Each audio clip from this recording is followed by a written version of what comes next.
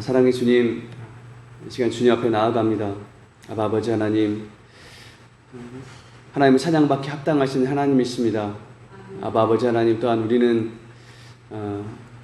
주님을 찬양하는 것이 마땅합니다. 아버지 하나님, 우리가 이 시간 마음으로, 전심으로 하나님을 찬양하게 하시고 또 신령과 진정으로 하나님을 예배하게 하시옵기를 주님 간절히 바라옵고 주님 소원합니다. 성령님 오셔서 이 자리에 오셔서 좌정하여 주시고 함께하여 주시고 아버지 하나님 정말 우리 아버지로, 아버지 하나님 우리의 주로 왕으로 아버지 임하여 주시옵기를 주님 간절히 바라옵고 주님 소원합니다. 주님 높임을 받으시옵소서. 예수 이름으로 기도했습니다. 아멘. 할렐루야. 반갑습니다. 시편에 보면 다윗이 하나님을 찬양하고 노래하는데 특이하게 자기 영혼을 향해서 그렇게 명령하는 거예요. 내 영혼아 여호와를 찬양하라. 이런 구절이 여러 번 반복이 되는데요. 146편 말씀 봐도 이렇게 나와 있더라고요. 할렐루야 내 영혼아 여호와를 찬양하라. 나의 생전에 여호와를 찬양하며 나의 평생에 내 하나님을 찬송하리로다. 내 영혼을 향해서 그렇게 명령하는 거예요. 마치 다른 사람한테 이렇게 하는 것처럼 내 안에 있는 것들한테 내 영혼을 하나님을 찬양하라. 내 영혼을 하나님을 송축하라. 우리가 이 시간 찬양할 때 내 영혼을 향해서도 야 내가 하나님 찬양하는 것이 마땅하고 하나님 찬양받기 합당하신 분이시다. 내 영혼에게 이렇게 말하고 명령하면서 같이 찬양할 수 있었으면 좋겠습니다. 한번 찬양해 볼까요? 내 영혼아 찬양하라. 내 영혼아.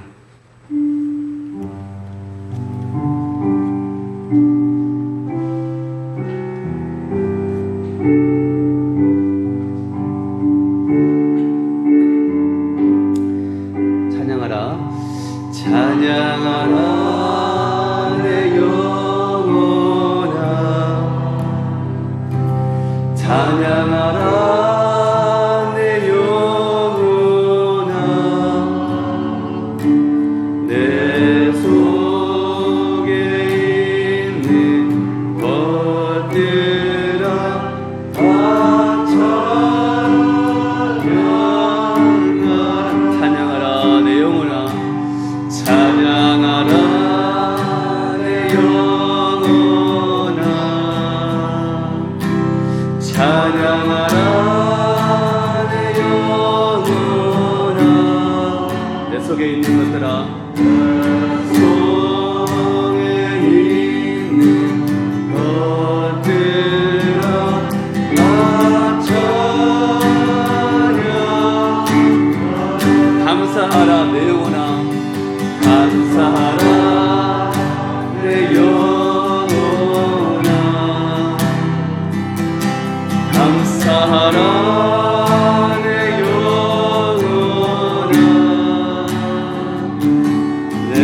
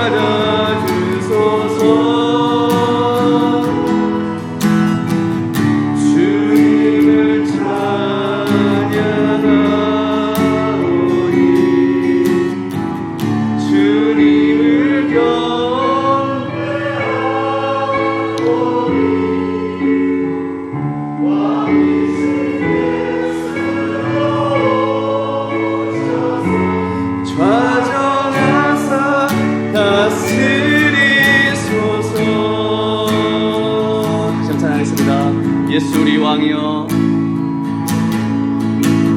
예수 우리 왕이여 아멘.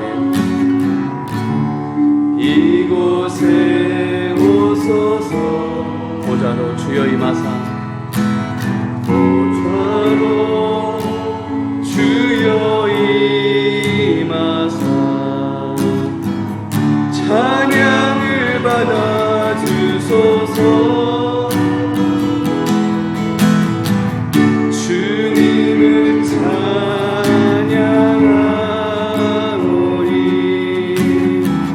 주님을 경배하오니 왕이신 예수여 오셔서 좌정하사 다스리소서 주님을 찬양하오니 주님을 찬양하오니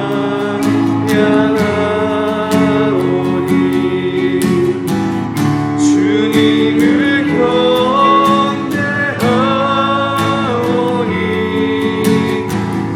왕이신 예수여 오셔서 좌정하사 다스리소서. 자, 찬양하겠습니다. 주님을 찬양하오니 주님을 찬양하오니 주님을 경배하오니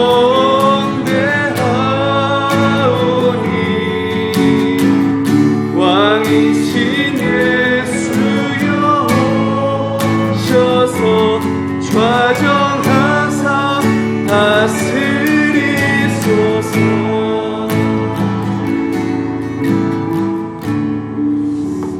함께 예배에 위해서 기도하겠습니다. 하나님은 찬양받기 합당하신 하나님이십니다. 아버지 하나님, 우리가 주님을 찬양하기에 마땅합니다. 하나님, 이 시간도 우리가 신령한 진정으로 하나님을 예배하게 하시옵기를 간절히 기도합니다. 그리고 하나님, 이곳에 주님을 우리의 주로 모십니다. 우리의 왕으로 모십니다. 우리를 다스려 주옵소서. 함께 주님께 이렇게 간구하시면서 같이 기도했으면 좋겠습니다. 함께 기도하겠습니다. 주여, 주님 우리의 주님이십니다. 아버지이십니다. 하나님, 주님 우리 하나님이십니다. 아버지 하나님, 왕으로 주인으로 우리 하나님으로 아버지 가운데 임하여 주옵소서. 그리고 아버지 하나님, 찬양하기 합당하신 하나님이시오니 하나님 아버지, 우리가 어디에 있든 무엇을 하든 아버지 하나님, 우리 어떤 상황에 있든 하나님 아버지, 우리가 하나님을 찬양할 수 있게 하나님을 예배할 수 있게 하여 주시옵소서. 하나님, 우리가 어떤 상황에 놓여있든 아버지 하나님, 우리가 찬양을 잃어버리지 않게 하시고 우리의 예배가 우리가 이 예배를 잃어버리지 않게 할 수 있도록 하나님 아버지 사랑을 드리고 아버지 영원히 임하여 주시옵소서. 간절히 소원합니다. 아버지 하나님, 주시옵소서. 우리를 다스리시옵소서.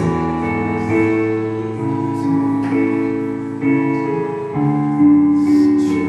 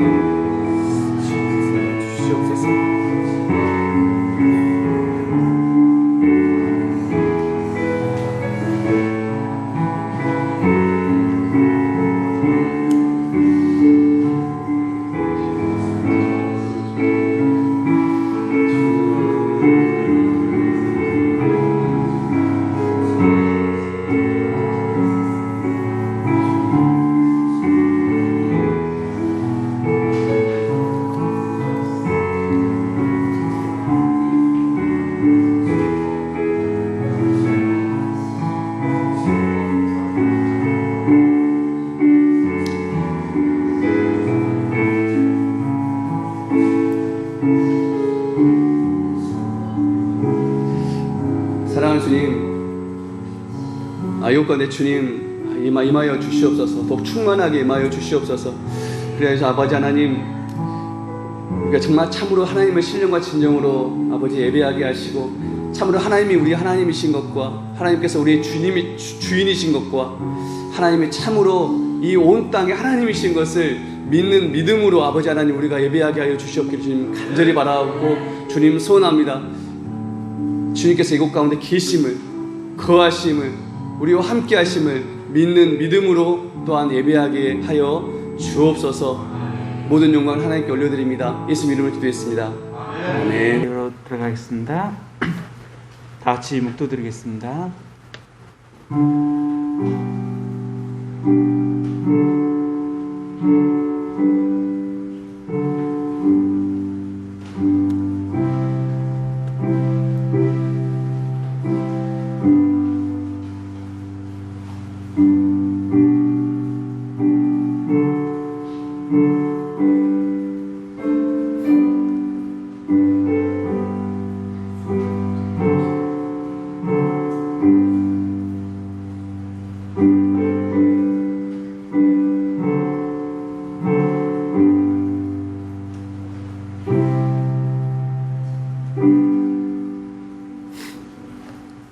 모두 자리에서 일어서 주시기를 바랍니다. 사도신경 하심으로 신앙 고백 드리도록 하겠습니다. 나는 전능하신 아버지 하나님 천지의 창조주를 믿습니다. 나는 그의 유일하신 아들 우리 주 예수 그리스도를 믿습니다. 그는 성령으로 묻게 되어 동정녀 마리아에게서 나시고 본디오 빌라도에게 고난을 받아 십자가에 못 박혀 죽으시고 장사된 지 사흘 만에 죽은 자 가운데서 다시 살아나셨으며 하늘에 오르시어 전능하신 아버지 하나님 우편에 앉아 계시다가 거기로부터 살아있는 자와 죽은 자를 심판하러 오십니다. 나는 성령을 믿으며 거룩한 공교회와 성도의 교제와 죄를 용서받는 것과 몸의 부활과 영생을 믿습니다.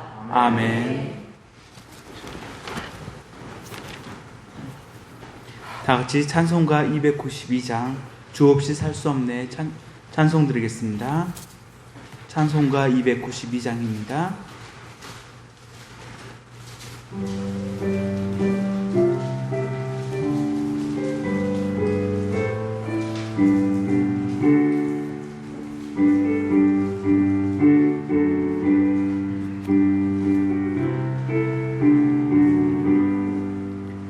주 없이 살 수 없네 죄인의 구주여 그 귀한 보배 피로 날 구속하소서 구주의 사랑으로 흘리신 보혈이 내 소망 나의 위로 내 영광 됩니다.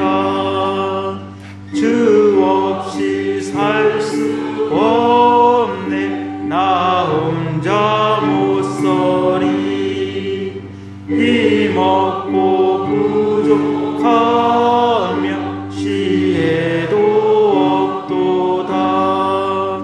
내 주는 나의 생명 또 나의 힘이라 주님을 의지하여 지혜를 얻으리.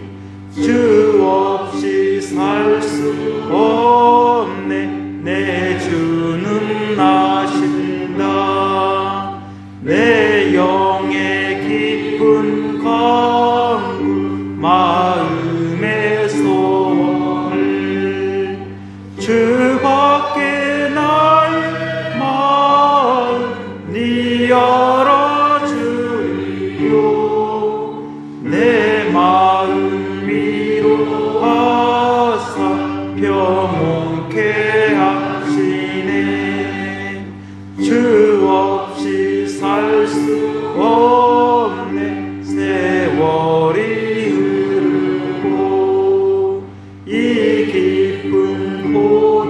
속에 내 생명 끝나도 사나운 아닐 때 날 지켜주시니 내 곁에 계신 주님 늘 힘이 됩니다. 아멘. 이 시간 성경 교독 갖도록 하겠습니다. 말씀은 사도행전 16장 1절에서 15절 말씀입니다. 사도행전 16장 1절에서 15절 말씀입니다. 네, 다 찾으셨으면 함께 낭독하도록 하겠습니다. 시작. 바울이 도베와 루스드라에도 이르러매 거기 디모데라 하는 제자가 있으니 그 어머니는 믿는 유대 여자요 아버지는 헬라인이라. 디모데는 루스드라와 이고니온에 있는 형제들에게 칭찬받는 자니 바울이 그를 데리고 떠나고자 할세 그 지역에 있는 유대인으로 말미암아 그를 데려다가 할례를 하니 이는 그 사람들이 그의 아버지는 헬라인인 줄 다 알미러라. 여러 성으로 다녀갈 때에 예루살렘에 있는 사도와 장로들이 작정한 규례를 그들에게 주어 지키게 하니 이에 여러 교회가 믿음이 더 굳건해지고 수가 날마다 늘어가니라. 성령이 아시아에서 말씀을 전하지 못하게 하시거늘 그들이 브루기아와 갈라디아 땅으로 다녀가 무시아 앞에 이르러 비두니아로 가고 있으되 예수의 영이 허락하지 아니하시는지라. 루시아를 지나 두로아로 내려갔는데 밤에 환상이 바울에게 보이니 마게도냐 사람 하나가 서서 그에게 청하여 이르되 마게도냐로 건너와서 우리를 도우라 하거늘 바울이 그 환상을 보았을 때 우리가 곧 마게도냐로 떠나기를 했으니 이는 하나님이 저 사람들에게 복음을 전하라고 우리를 부르신 줄로 인정함이로라. 우리가 트로아에서 배로 떠나 사모드라게로 작정해 이튿날 레아폴리로 가고 거기서 빌립보에 이르니 이는 마게도냐 지방의 첫 성이요 또 로마의 식민지라. 이 성에서 수일을 유하다가 안식일에 우리가 기도할 곳이 있을까 하여 문밖 강가에 나가 거기에 앉아서 모인 여자들에게 말하는데 자세곡감 장사로서 하나님을 섬기는 루디아라 하는 한 여자가 말을 듣고 있을 때 주께서 그 마음을 열어 바울의 말을 따르게 하신지라. 그와 그 집이 다 세를 받고 우리에게 청하여 이르되 만일 나를 주 믿는 자로 알거든 내 집에 들어와 유하라 하고 강권하여 머물게 하니라. 아멘. 이 시간 성령이 아시아에서 말씀을 전하지 못하게라는 주제로 목사님께서 말씀 전해주시겠습니다. 드리겠습니다.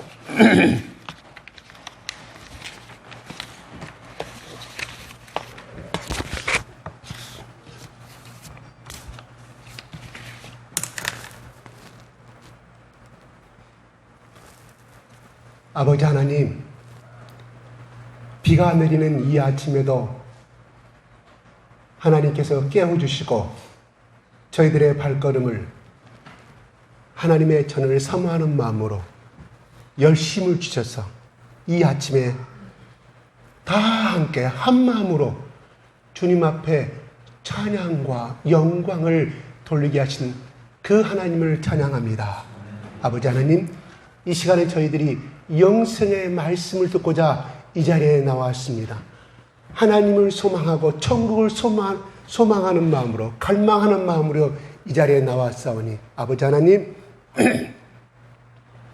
지난 일주일간의 모든 범민과 가정의 문제와 직장의 문제와 개인의 모든 문제들이 이 시간 찬양을 통하여서 해결되게 하시며 말씀과 예배를 통하여서 새롭게 위로를 받고 더 예수 그리스도의 사랑하는 사람으로서의 더 강하고 하나님의 인격을 닮아가는 예배가 되어줄 수 있도록 축복하여 주시옵소서. 예수 그리스도의 이름으로 기도드리옵나이다. 아멘. 할렐루야. 할렐루야. 할렐루야. 우리 교회 성도들님들의 특징이 있어요. 예배를 드리는 데 있어서 예적인 조건들도 있고 내적인 조건들이 있어요. 근데 예적인 조건들이 나쁘면 나쁠수록 더 열심으로 예배에 참석한다는 거예요. 지난주보다 더 많이 참석한 것 같아요. 할렐루야, 감사합니다. 여러분의 신앙이 그만큼 성숙되어져 감을 저는 그렇게 하나님 앞에 말하고 싶어요. 아멘.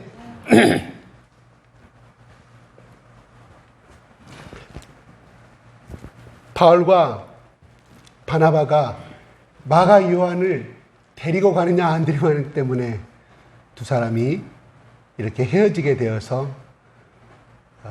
바나바와 마가는 자기 고향인 그보로에 가서 사역을 감당했고 바울은 정반대적인 방향으로 떠나게 됩니다. 그게 더베와 루스트라에 이르게 됐다고 1절은 그렇게 기록하고 있습니다. 거기에서 누구를 만납니까? 거기에 누가 있었습니까? 거기에 디모데라는 제자가 있으니라고 말합니다. 역사학자들은 1차 세계전도행이 끝난 후에 5년 만에 루스트라에 가게 됐다고 이렇게 표현을 하고 있습니다. 성경은 몇 년도에 갔다고 기록하지 않지만 여러 기록을 역사를 동원하여서 역사학자들은 그렇게 표현하고 있습니다. 바울은 5년 전에 자기가 뿌렸던 그 복음의 결과가 어떻게 되어져 가는지 궁금했겠죠. 그러죠? 뿌리는 분은 사람이지만 키우시는 분은 하나님이신 줄 알지만 그런데 거기 루스드라에 디모데라는 제자가 있음을 보게 됩니다. 그럼 뭔 말일까요? 디모데는 적어도 예수를 만난 지 바울의 복음을 받아들이는지 적어도 5년이라는 성숙된 기간이 흘렀다. 그런데 거기에 디모데의 형편은 어떤 사람이냐? 근데 그를 제자라고 말하고 있습니다. 뭔 말이에요? 예수 그리스도의 복음을 받아들여서 굉장히 성장하였음을 우리는 생각해 볼 수가 있습니다. 2절의 후반부를 보면은 2절 한번 볼까요? 시작.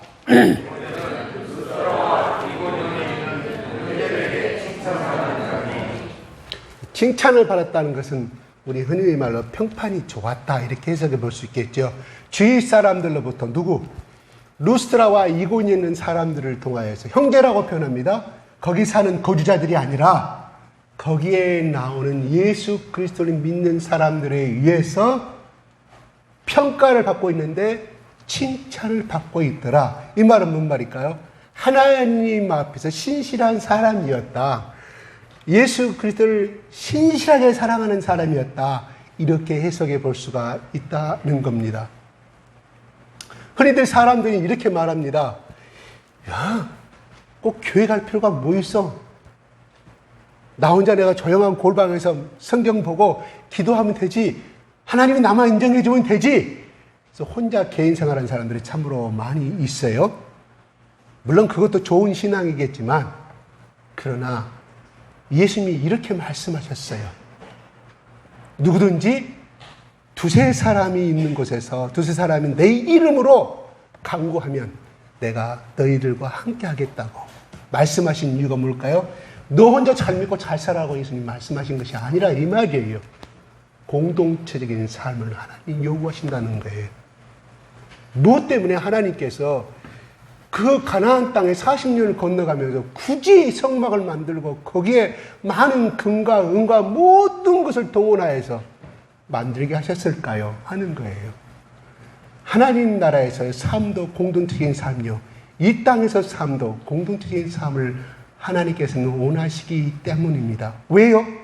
한 사람이 쓰러지면 한 사람이 손잡아 주는 것이고 또 두 사람이 쓰러지면 또 다른 세 사람이 손잡아 주는 그런 공동체가 있을 때 서로 위로하고 승리할 수가 있기 때문인 것입니다. 왜냐고요? 이 땅에서는 하나님을 믿는 사람을 대적하는 마귀의 세력은 더 우리보다 세기 때문인 거예요. 한 사람이 들지 못하지만 세 사람이 들면 무거운 돌도 옮길 수 있는 것처럼 말세가 때가 가까울수록 모이를 힘쓰라는 말이 다 그런 뜻이 있다는 것입니다. 하나님은 쓰실 때 결탄코 내만 잘났고 나만 신앙이 좋고 하는 사람을 하나님이 쓰신 것이 아닙니다.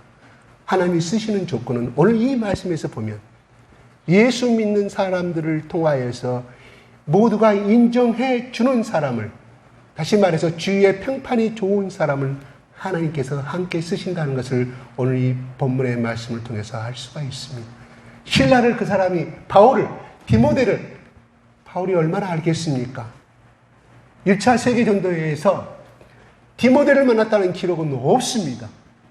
그러나 분명한 것은 1차 세계전도 루스드라에서 바울이 어떤 사건이 있었습니까?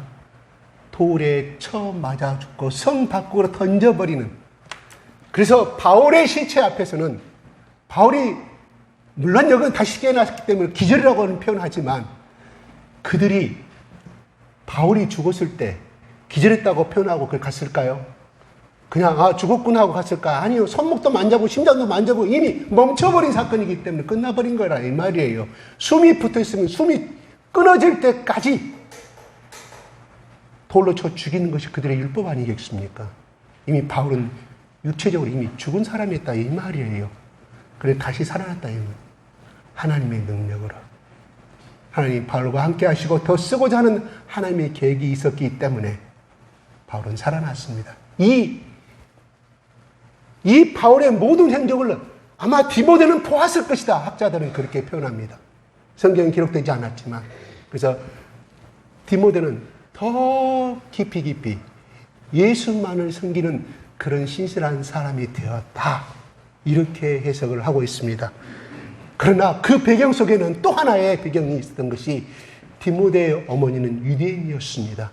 그는 믿는 사람이었습니다. 아버지는 헬라인이라고 말합니다. 그러니까 뭔 말이에요? 디모데는 혼혈아. 그리스 사람과 유태인 사이에 태어난 혼혈아였습니다. 그런데 디모데나 다른 전서에 보면은 에조모라고 표현한 것이 나와요. 어머니 디모데는 그의 할머니와 그의 외할머니와 어머니의 신앙을 본받은 3대째 신앙이었다 이 말이에요. 물론 그 위로 올라가면 또 깊이 더 5대 6대조가 되겠지만 적어도 성경에 기록된 바에 의하면 3대의 신앙을 가지고 내려온 디모데였다. 디모데가 나중에는 바울의 사랑하는 아들로 인정을 받습니다. 편지에. 그래서 유일하게 바울이 신학의 13편을 기록한 것 중에 디모데를 향해서 쓴 편지가 3편이나 됩니다. 디모데 전서, 디모데 후서, 빌레몬서, 이 3개를 디모데에게 쓴 편지. 로마의 감옥에서 내일 모레 죽어갈 그 감옥 안에서. 그럼 바울이 디모데를 얼마나 사랑했는지 우리는 알 수가 있습니다. 물론 지금 오늘 본문에 첫 등장한 디모데는 아직까지 그렇게 신앙이 할 수 있는 신앙이 아니었지만 10년, 20년을 같이 동역한 가운데서 나온 애정어린 사랑의 고백이 바울의 고백이었다 이 말이에요. 바울은 디모데는 그렇게 훈련이 그렇게 신앙이 성숙되어진 것은 물론 바울과 동역하면서 많은 그리스도의 고난의 피와 또한 바울의 신실한 복음의 종으로서 그 삶을 통하여서 스스로 터득하고 스스로 경험한 그런 가운데 그만큼 인정받으신 신앙을 성장하였지만 바울을 만나기 전 2차 세계대전 바울을 만나기 전에 디모데는 적어도 이 제자로 인정받고 주위의 사람들로부터 평판이 좋을 수 있는 그 배경의 기초는 그의 할머니와 그의 어머니의 신앙이 컸음을 알 수가 있습니다. 유대인 사회에서는 지금 현재 이스라엘 사회에서는 처음에는 각국에 흩어져 있던 1948년도 국가가 성립되고 있어서 이스라엘 민족으로 이스라엘 국가의 시민권을 줘야 될 사람을 처음에는 아버지 혈통을 받은 사람만 줬어요. 나중에 그 법이 바꿔져서 지금은 어머니의 피를 받아도 어머니가 유대인 둘 중에 부모 중에 어머니가 유대인 중에는 이스라엘 국적을 주고 있습니다. 왜 그랬을까요? 바로 구약을 근거로 한, 왜? 보니까 모세를 키운 사람도 어머니더라 이 말이에요. 여성의 또한 사무엘이 사무엘 될 수 있던 것은 그 어머니 한나의 기도가 있었기 때문에, 그런 근거로 하여서 어머니의 혈통이 신앙의 교육이 참 중요한 것을 인정하였기 때문에 아버지 혈통뿐만 아니라 어머니 혈통을 받은 사람도 이스라엘 국적으로 인정해 주고 있습니다. 디모데는 그렇게 나중에 바울이 인정할 정도로 신실한 하나님의 종이 될 수 있던 것은 그 기초의 바탕은 어릴 때부터, 젖먹이 때부터 무릎에 앉히고 구약에 나오는 그 모세오경을 일일이 읽어주고 들려준 그 신앙에 어머니의 신앙의 영향이 컸음을 우리는 짐작해 볼 수가 있습니다. 제가 저번에 이렇게 말씀했던 거 기억납니다. 그 작가가 누군지를 내가 설명하지 못했던데, 그래요. 나의 이 문학이 나오기까지 위대한 글이 나올 수 있었던 것은 나의 어머니가 밤마다 들려준 동화책이라든가 그 소설의 이야기, 문학책이 나의 이런 아름다운 상상력을 동원시키는 원동력이 했다고 그렇게 고백합니다. 그 문어가 누군지 아세요? 게테. 그러므로 어릴 때의 어머니 교육이 얼마나 중요한지 학자들이 이렇게 말합니다. 심리학자들은 이렇게 말합니다. 상담학자들은 이렇게 말합니다. 사람은 5세가 되면 그 인간의 모든 것이 80%가 완성이 된다고 합니다. 그러므로 어릴 때의 어머니의 교육과 신앙의 교육이 얼마나 중요한지를 지금 현재 자녀들을 두신 분들은 잘 받아들일 줄로 압니다. 디모데는 그런 사람의 아들이었습니다. 그런데 3절에 그를 데리고 갑니다. 같이 한번 읽어볼까요? 시작. 바울이 그를 데리고 떠나고자 할세 그 지역에 있는 유대인으로 말미암아 그를 데려다가 열매를 행하니 이는 그 사람들이 그의 아버지는 헬라인인 줄을 다 알미라. 예. 그를 데리고 떠나고자 할 때 그 지역에는 유대인으로 말미암아, 유대인들 때문에, 그 지역에 있는 유대인 때문에 디모데를 할례를 시킵니다. 우리가 여기서 조금 이상하지 않습니까?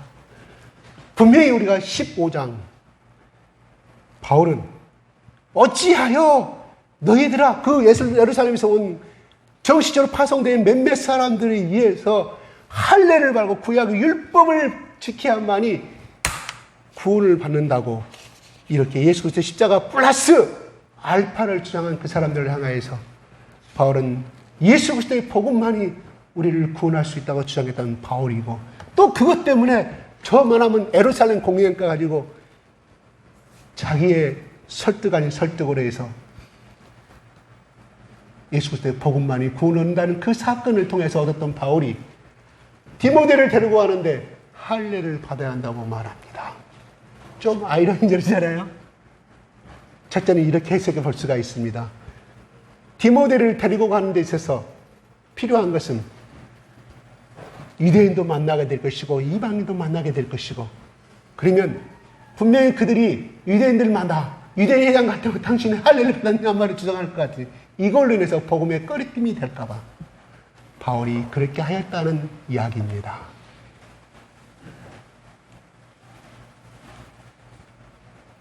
그런데 여기서 바라보게 되면 바울은 디모데에게 할례를 행함으로 인하여서 결과적으로 유대인들의 그 430년간 또 아브라함 때 내려온 그 어떤 할례의 율법의 사상에 대해서 온화적인, 온유적인 법을 선택하였음을 우리는 바라보게 됩니다. 두 번째는 바울의 또한 이걸 반대적인 해석을 하시는 분들은 바울의 이 신앙이 이중적인 신앙이라고 또 해석을 해요. 모순된 신앙이라고 해석을 합니다. 그건 그렇다 치고 성경에 나오지 않았으니까 잠깐 첫 번째 걸로 우리는 해석을 하고 넘어가겠습니다. 그래서 할례를 행해서 출발하게 됩니다. 4절에 같이 한번 볼까요? 시작.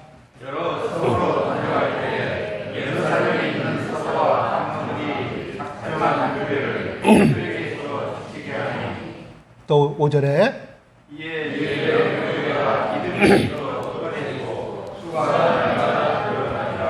예. 예루살렘 공의에서 결정된 사항을 읽어주는 거죠. 다 읽어줘. 이렇게 결정이 되었다. 내용들을 하면서 그런 가운데 뭐요? 5절에 그거를 전해주기 때문에 그런 것이 아니라 가는 곳마다 중요한 것은 모든 교회가 믿음이 더 굳건해지고 믿는 사람들이 날마다 늘어갔다고 말합니다. 굉장히 좋은 이야기죠. 굉장히 복음이 석석석 성장한 과정을 바울과 실라와 디모데는 어땠을까요? 기분이 엄청 좋았을 뿐만 아니라 특히 바울이 뿌린 그 죽음을 불사하고 죽음에까지 이르면서 복음을 전한 받아들인 그 사람들이 성장하는 모습을 봤을 때 얼마나 기뻤겠습니까? 하나님 감사합니다, 감사합니다고 찬양을 부리며 계속하여 걸어가고 했을 것입니다. 참고로 2절에 루스드라와 이고니아는 약 20 내지 30km가 떨어진 곳이에요. 그런데 루스드라에서 누구를 만났어요? 디모데. 디모데는 루스드라에 살고 있다는 뜻 아니겠습니까? 근데 저 이고니아 교회에서도 디모데의 신앙을 인정해 줬다는 거예요. 오늘날 20km는 아무것도 아니에요. 그러나 옛날의 기준을 따지면 엄청나게 먼 거리인데도 그만큼 멀리 떨어진 지역에서도 디모데를 인정하였음을, 신앙을 인정하였음을 우리는 참고적으로 알아두고요. 그런데 6절에 한번 읽어볼까요? 시작. 성령이 아시아에서 말씀을 전하신 분에게 그들이 부르기와 갈라디아로 번영하다. 이렇게 하고 있는데 그들이 가는 곳마다 아시아 지역에 있어요. 그럼 오늘날 기준하면 이거 동남아시아 개념이 아니라 터키 지방 이쪽으로 터키 지방부터 시작해가지고 이쪽으로 좀 더 아시아라고 그랬다 이 말이에요. 그런데 가는 곳마다 복음을 전하고 성장하고 있는데 딱 아시아에서 더 이상 말씀을 전하지 못하게 하시거든. 누가? 성령께서 말합니다. 성령께서. 그래서 어디를 가냐면 브리기아와 갈라디아 땅을 달려가요. 중요한 건 여기도 아시아라 이 말이에요.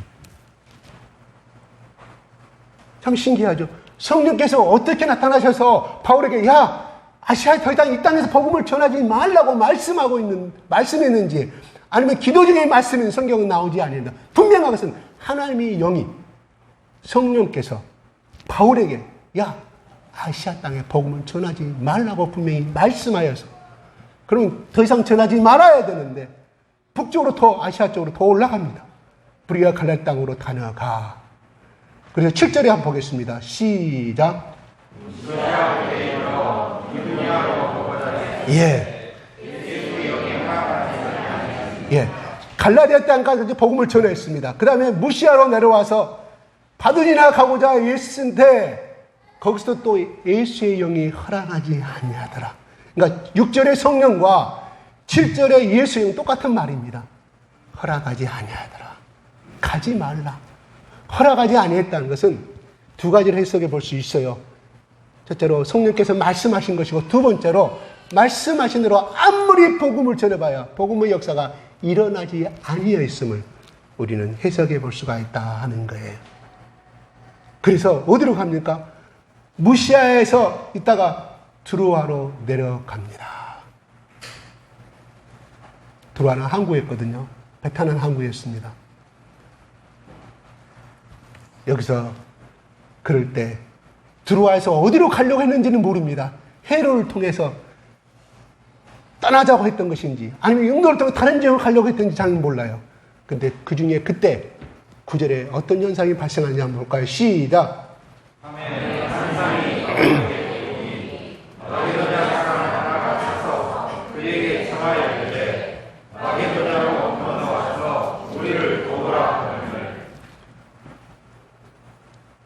우리를 도우라 하거늘. 그 다음에 바울의 반응이 무엇이었습니까? 10절에 시작. 바울이 그 사람을 보았을 때 우리가 곧 마게도냐로 떠나기를 했으니 이는 하나님이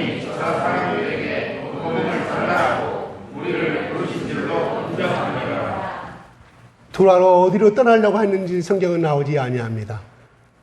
그런데 밤에 한상 가운데서 꿈인지 기도 가운데 나타난지는 모르지만 바울에게 바울에게 보여집니다. 마게도냐 사람이 서서 청하이든 마게도냐 와서 제발 좀 우리를 도우라 하거늘. 뭔 말이에요? 복음을 전하라 하거늘. 이 말입니다. 우리를 구원해 달라. 우리는 죽음에 죽어가고 있다. 알지 못한 사람이 나타나서 말합니다. 오늘날 마게도냐는 어디입니까? 이탈리아의 우회에 있는 지역입니다. 알바니아하고 그 일대, 지금도 마게도냐 나라가 있죠. 그쪽 유럽의 지역을 말합니다. 이탈리아 반도 그 일대 모든 지역을 말해주고 있습니다. 왜 하필이면 자기는 아시아에서 복음을 열어 그렇게 1차 세계전도여행에서 복음을 뿌렸고 또 자라고 2차에 와서 보니까 너무나 잘 되어 또 복음의 숫자가 늘어나고 구원의 숫자가 늘어나고 있는 상태에서 하나님께서 그 길을 막으시고 저 알지도 못한 저 머나먼 수천 킬로 떨어져 있는 별 타고 가는 마게도냐 사람이 나타나서 우리를 도와달라고 하는 한상을 바라보게 됩니다. 여러분, 한상은 우리가 꿈에서 볼 때 어떤 형체를 말하지만 영어에서는 비전입니다. 비전. 이걸 다시 해석하면 하나님의 꿈이다 이 말이에요. 하나님의 비전이라 이 말이에요. 다시 말해서 바울은 자기는 오직 아시아 땅에 있는 유대인들에게 복음을 전하고자 하는 열심히 강해했습니다. 그걸 어떻게 할 수 있을까요? 바로 디모데를 할례를 시켰어요. 뭔 말이에요? 아까 처음에 말한 그 해석도 맞지만은 바울은 자기가 이방인을 위해서 하나님께 자기를 세웠다고 고백합니다. 왜? 사도행전 9장에 나타나신 다메섹 동산에 나타나신 그 예수께서 내가 너를 이방인의 빛으로 세웠고 너를 이방인의 복음을 위해서 세우셨다는 말씀을 들었고 그의 의식 속에서는 이방인을 위한 복음을 전도하고자 하는 마음이 있었지만 그러나 중요한 것은 그가 태어나고 자란 이 유대인에 대한 민족의 사랑 이것을 벗어나지 못하였음을 우리는 바라보게 됩니다.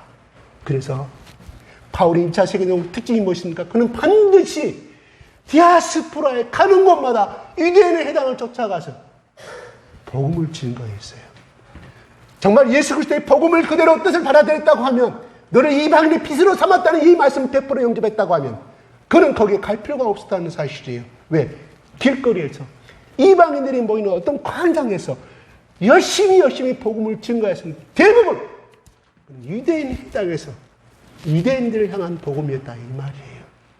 하나님은 바울을 세우신 목적은 이방인을 향한 복음의 일꾼이었음을 바울은 알고 있었지만 그는 자기의 뜻을 굽히지 아니하였습니다. 여러분, 신라는 어떤 사람입니까? 신라를 선택하였죠. 신라가 다시 예루살렘을 갔는지 안 갔는지는 모르지만 15장 33절에 이렇게 말합니다. 신라가 다시 예루살렘을 갔는데 바울이 초청하여서 신라를 데리고 왔을 것이다. 신라는 로마의 시민권을 가진 사람이었습니다. 그는 이중어를 하는 사람이었어요. 유대인도 할 수 있고 또한 헬라어를 할 수 있는 이방인이었습니다. 그의 국적은 로마의 국적을 가지고 있습니다. 오늘 2절에 나오는 본문에 나온 디모데도 그는 헬라인 아버지와 유대인 어머니 속에 두 개의 언어를 가진 사람이었습니다. 또한 그는 로마의 국적을 가지고 있는 하나님이 바울에게 세계의 선교 여행을 바울에게 주신 목적은 저 로마 전 유럽의 복음이 증가하는 것이 하나님이 바울에게 주신 뜻이었다 이 말이에요.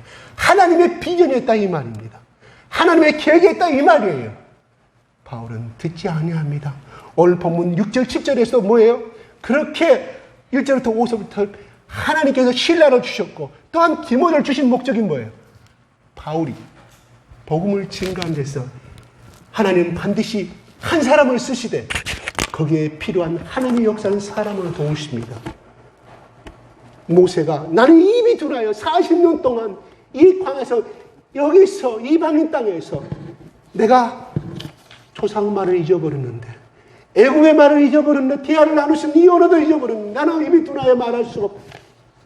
그가 하루 종일 할 수 있는 것은 뭐겠냐? 해가 아침에 뜨기 전에 양을 데리고 나가서 해가 뜰 때는 양을 데리고 오는 그러한 삶에서 피하를 나는 사람 누구 있습니까? 양들이는 없었겠지 않겠습니까?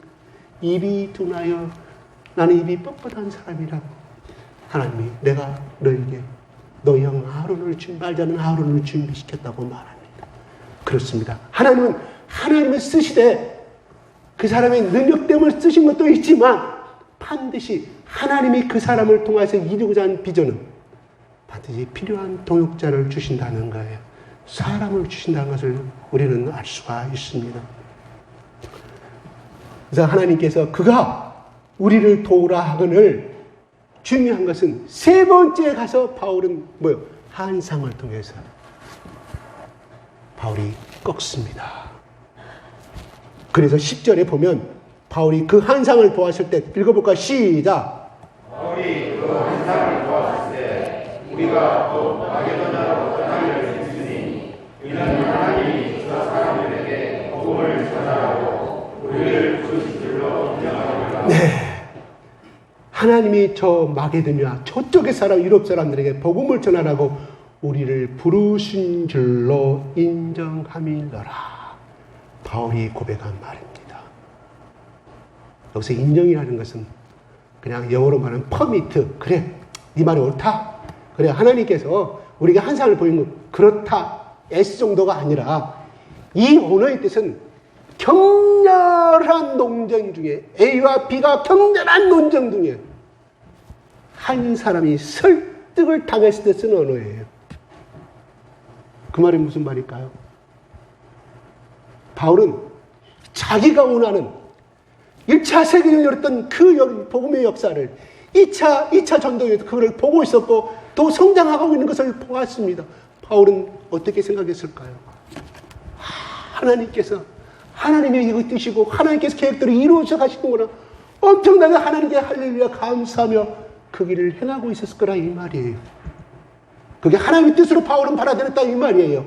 그러나 그건 바울 편에서 생각한 생각이었지 하나님의 비전과 전혀 달랐음을 바울은 그때서야 깨닫고 자기 속에 끊임없이 하나님의 뜻이었음을 자기는 자기 생각과 자기 계획대로 밀고 나가는데 하나님께서 두 번의 한상과 두 번의 말씀과 마지막 번째 세 번의 한상을 통해서 바울이 그때서야 자기 생각을 내려놓습니다. 엄청난 하나님의 뜻이 이 본문의 말씀에 담겨져 있어요. 아, 한상 봤으니까 그냥 마게도냐 갔구나 이 정도가 아니라 하나님은 하나님께서 하나님의 열심과 하나님의 계획대로는 어떤 사건을 통해서도 하나님이 끊임없이 자연적인 계시와 주의 일상생활의 삶을 통하여서 일어나는 모든 것들을 통하여서 하나님은 결과적으로 자기가 원하는 길로 설득시키고 또 설득을 굴복시켜서 하나님이 원하신 곳으로 데리고 가신다 이 말입니다. 이게 중요한 거예요. 우리는 어떻습니까? 우리가 원하고 내가 좋아한 걸 선택해 그것이 하나님의 뜻이라고 말합니다. 왜요? 그것이 세상의 명예를 얻고 내가 더 잘 사는 길이고 그러면서 하나님을 섬길 수 있기 때문에 얼마나 좋다고 생각할 수 있겠습니까? 정말 맞는 말입니다. 그러나 하나님은 그렇지 아니합니다. 하나님의 비전과 우리의 비전은 엄청나게 다른 길로 갈 수가 있었습니다. 하나님의 뜻을 슬프게 할 수가 있었다는 사실이에요. 우리는 얼마나 그런 기도를 많이 하고 얼마나 그런 계획을 많이 세우고 가는지 몰라요. 하나님 좋고 누이 좋고 매부 좋고 하는 식으로. 하나님은 아닙니다. 하나님이 설득시키고 또 설득시키고 하나님이 원하시는 방향으로 이끌어 가심을 바라보게 됩니다. 그러면 우리는 이렇게 생각해 볼 수 있습니다. 아니 그 당시에 예수를 믿는 사람이 바울밖에 없었습니까? 베드로도 있지 않았습니까? 마가도 있지 않습니까? 또 누구 다 있죠. 요한도 있었고 다 있었는데 왜 하필이면 바울입니까? 여러분 그런 의문 안 드십니까? 오늘날 여러분 우리나라에 얼마나 열심히 신앙인들 얼마나 많이 있습니까? 새벽기도 365일 빠지지 않게 기도하시는 더 시간만 나면 금식 기도하시는 분들 얼마나 많이 있습니까? 택할 사람은 너무나 많이 그 당시도 마찬가지입니다. 성경에 바울과 바나바와 베드로 이런 사람만 기록됐을 뿐이지 성경에 기록되지 않은 엘리야가 너 얘 7,000명에 내가 선지자를 썼다고 말하잖아요. 엘리야가 보지 못한 하나님께서 왜 엘리야하고 그 일을 하셨을까요? 하나님은 왜 바울과 이 일을 하셨을까요? 하는 겁니다. 이렇게 예를 들어보겠습니다.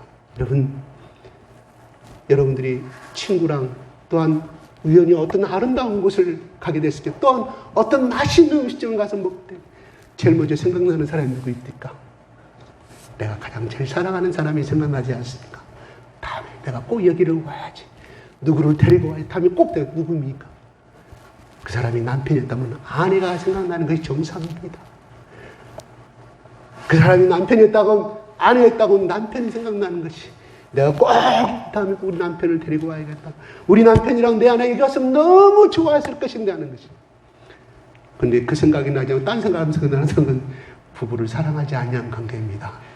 한번 점검을 한번 하셔야 돼요. 내 아들이랑 꼭 여기를 가야겠다. 남편보다는 남편과의 관계를 다시 한번 정립하십시오. 왜냐하면 하나님의 복은 그 가정의 복은 부부가 하나 되었을 때 축복받을 그리스도에서 하나님 부어주십니다. 부부 사이가 좋지 않다는 것은 깨져 있는데 어떻게 빗물을 담아야 빗물이 빠져나가지? 하나님 복을 주시지 아니합니다. 담을 수 없기 때문에. 아시겠어요? 내가 내 아내를 정말 사랑하고 있는가?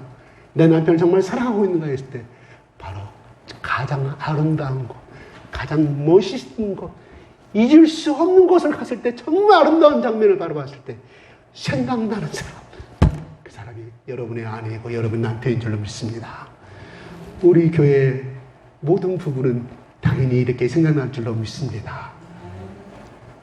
바울아, 너 아닌 다른 사람 많이 있어. 나를 사랑하는 사람 많이 있어.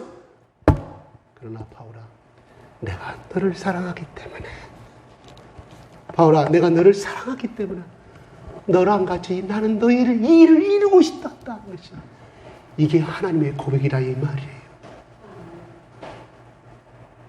바울보다 똑똑한 사람 얼마나 많이 있었겠어요. 잘나고 키 크고 멋있는 사람, 또 순종 잘하는 사람 많이 있었을 거라 이 말이에요.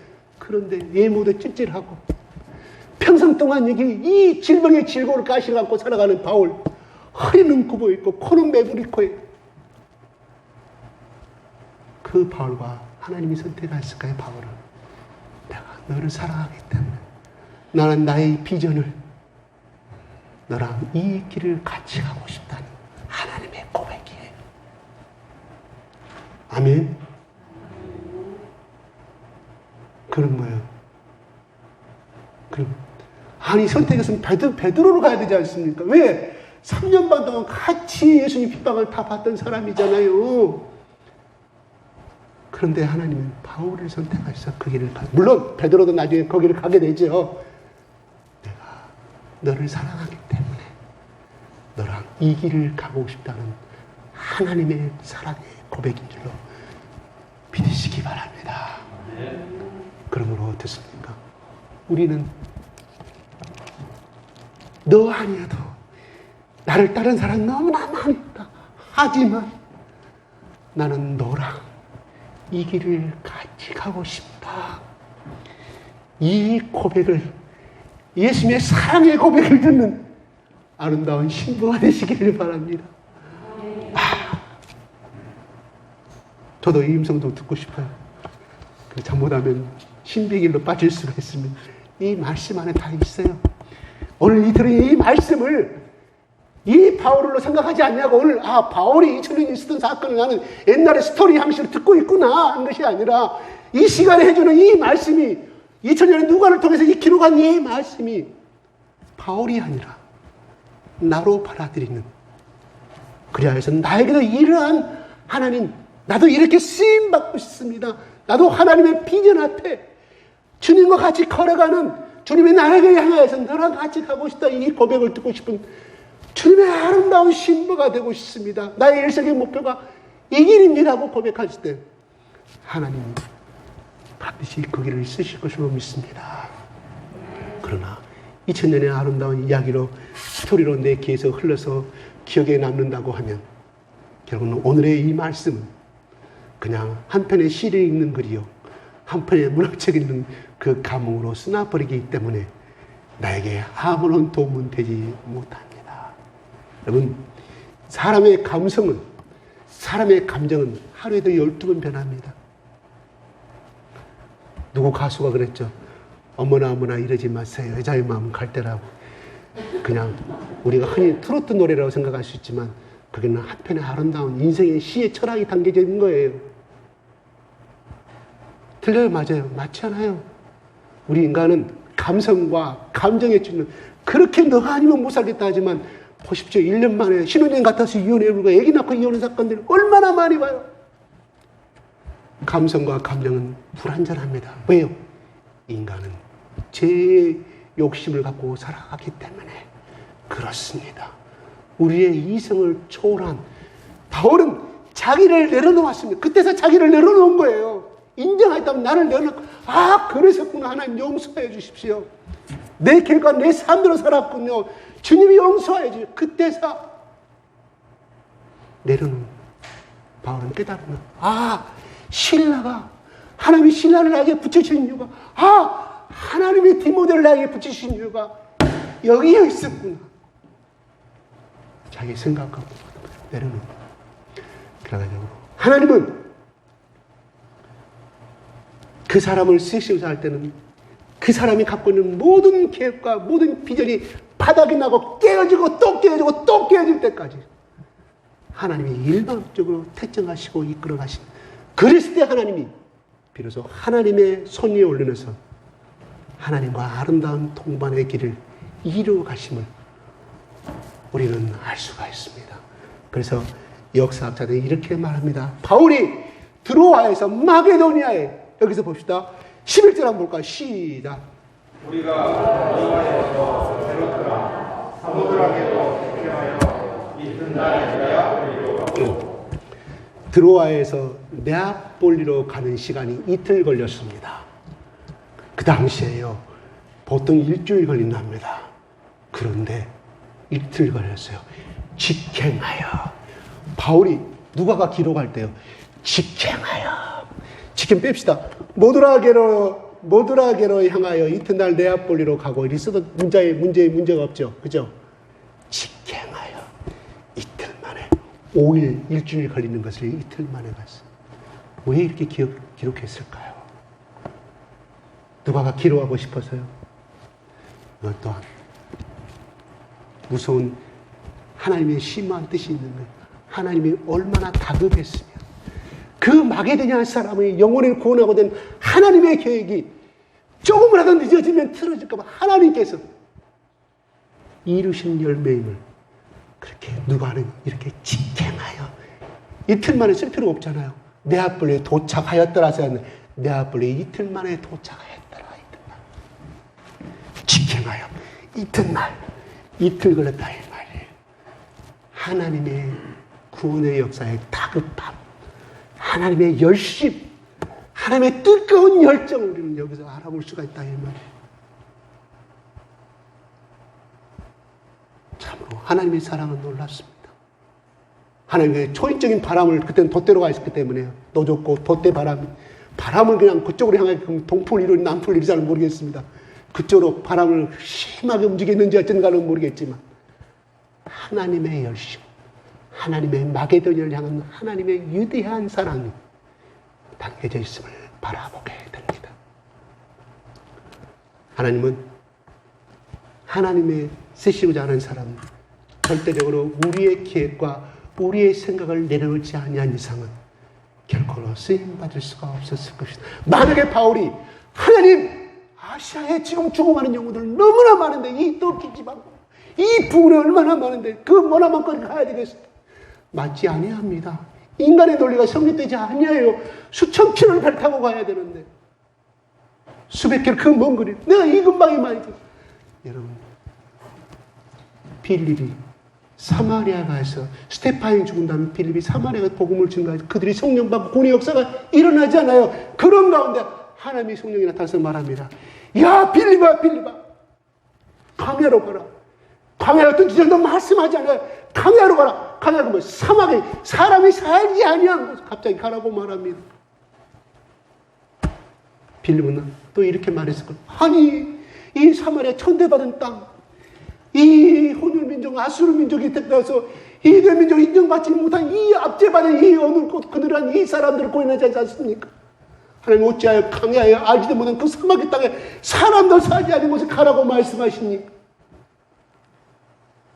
아마 빌립이 그렇게 생각했을 수도 있습니다. 성령의 사람이었지만 인간이니라. 그것도 얼마나 더운 곳이에요. 하나님께서 만나게 하잖아요. 에디오피아 내시를 만나게 해서 그 복음의 씨앗이 오늘날도 에디오피아에 교회가 성립되고 유지되고 있음을 바라보게 됩니다. 그렇습니다. 우리가 하나님 일을 한다는 것은 인간의 계산과 인간의 논리를 초월합니다. 그래서 하나님이십니다. 하나님이 하늘과 땅을 만드신 그 전지전능한 하나님인데 바울 아니면 그 역사를 못 이뤘겠습니까? 아니에요. 바울 아닌 그보다 못한 사람은 얼마든지 하나님이 이렇게 세우셨어. 그 일을 할 수가 있었다. 이 말이에요. 하나님, 너를 사랑하기에 너랑 같이 이 길을 이루셨던 하나님의 일방적인 인척이요, 하나님의 일방적인 사랑의 성도입니다. 말씀을 보실 때, 여러분 기도하실 때, 여러분이 성령께서 감동하실 때, 말씀에 기초한 신앙 속에서 감동이 임할 때 그대로 행하십시오. 인간의 지나가다가 불쌍한 느낀 건 누구든지 그 사람이 불교 신자 됐든 넝그리 신자가 됐든 예수 안 믿는 모르는 사람들한테 할지라도 심지어 밤마다 도둑질한 도선생이 됐다 할지라도 그 불쌍한 거지에 대해서 긍휼한 마음을 갖습니다. 왜요? 그는 하나님 주신 인간에게 주신 그 마음이기 때문에 그렇습니다. 그러나 그것은 우리는 사랑으로 착각합니다. 아니옵시다. 진정한 사랑은 예수 그리스도의 십자가의 그 사랑을 기초로 한 그 사랑의 의만이 하나님이 인정해 주신 줄 믿으시기 바랍니다. 그랬을 때 우리의 신앙은 흔들리지 않습니다. 감정과 감성은 12번씩 노래 가자 빌리지 않더라도 우리는 끊임없이 계산하고 두들기고 또 계산하고 우리는 얼마나 이기적인 삶으로 살아가는 것이 우리의 본 모습 아니겠습니까? 그러나 우리가 예수 그리스도의 사랑의 십자가에서 아낌없이 주는 사랑의 본바탕을 했던 그 결정은 절대로 변하지 아니합니다. 그래서 작은 소자에게도 물 한 모금 주는 것도 하늘의 상급이 크다는 것은 누구 이름으로? 예수 그리스도의 이름. 뭐든지 우리가 예수 그리스도의 그 사랑을 공급받는 자만이, 그 사랑 위에서 행한 자만이 하나님께서 우리의 이성을 초월하게 만들고 우리의 이긴 계산을 초월하게 만들고 내 계획을 내려놓게 만들므로 말미암아 하나님이 내 손을 잡고 내가 천국 갈 때까지 하나님이 나를 통해서 이루시고자 하는 그 길을 이루어 계시고 가신 것을 믿으시기 바랍니다. 우리는 끊임없이 말씀을 보지만 끊임없이 우리 속에 격렬한 논쟁과 이렇게 해야 되고 저렇게 해야 될 것인가 끊임없이 논쟁 가운데 결국 굴복하고 인정하듯이 그러기 전에 첫 번째 말씀을 읽을 때 첫 번째로 감동이면 그대로 행하십시오. 하나님이 그 가정에 그 사람에게 복을 내려 주실 것입니다. 다 같이 기도하겠습니다. 하나님 아버지, 바울은 복음의 열정이 뜨거운 사람이었습니다. 그리하여 돌아온 지 얼마 되지도 않냐 또다시 그 머나먼 여정길을 가서 많은 사람들이 구원받고 교회 수가 더 늘어나는 것을 봤을 때 할렐루야, 이것이 하나님의 뜻이고 하나님의 당길 수 있는 눈물을 흘리며 감사했을 것입니다. 그러나 하나님 바울에게 두신 뜻은 바로 저 유럽에 복음을 전하는, 그래서 두 번이나 하나님이 말씀하셨지만 그의 생각과 그의 열심이 너무나 강하여 하나님의 말씀에 순종하지 아니하고 아버지 하나님, 그가 결국은 밤의 한상 가운데 하나님께 나타나셨어. 바울의 생각과 바울의 계획을 내려놓게 만드시고 하나님이 저 대유럽의 세계 선교의 장정을 이루심을 바라보게 됩니다. 아버지 하나님, 우리가 얼마나 근시안적이고 또한 내 이기적인 욕심 가운데서 우리는 하나님을 섬길 때가 얼마나 많이 있습니까? 아버지 하나님, 우리가 말씀을 볼 때 또한 기도할 때 하나님 나에게 주시는 말씀을 통하여 주시는 이 감동을, 하나님 이 감동이 내 일시적인 감정이 아니라 하나님의 두심을 받아들이며 자그마한 것부터 시작해서 순종하는 삶의 연습을 할 수 있도록 우리 가운데 축복하여 주시고, 그러한 하나하나의 삶을 통하여서 순종을 통하여서 하나님이 나와 나의 가정과 나의 주위의 모든 사람들을 통하여 그들에게 복음을 전하는 또한 축복을 내리심을 우리는 아버지 알게 하여 주시고, 끊임없이 주님 앞에 순종하는 삶을 갈 수 있도록 도와주십시오. 예수 그리스도 이름으로 기도드립나이다. 아멘. 네, 귀한 말씀 감사합니다. 오늘 선포된 말씀이 우리 삶에 빛이 될 줄 믿습니다. 계속해서 교회 소식은 교회 단톡방을 통해서 안내하도록 하겠습니다. 모두 자리에서 일어서 주시길 바랍니다. 주기도문 찬양 635장 올려드리겠습니다.